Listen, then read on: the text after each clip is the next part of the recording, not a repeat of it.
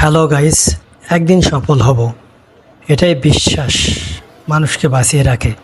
জীবন কষ্টে আসবে, মানুষ হাসবে, আপনাকে ছোট করবে, কিন্তু মনে রাখবেন পাহাড় কখনো এক লাফ দিয়ে ওঠা যায় না, ধাপে ধাপে উঠতে হয়। আজ আপনি যেখানে আছেন সেখান থেকেই শুরু করুন। ছোট পদক্ষেপ একটি বড় সফলতা এনে দেয়। কখনো নিজেকে দুর্বল ভাববেন না, কারণ অন্ধকার রাতের পরে সকাল হয়। তাই স্বপ্ন দেখুন, পরিশ্রম করুন, আর থেমে থাকবেন না।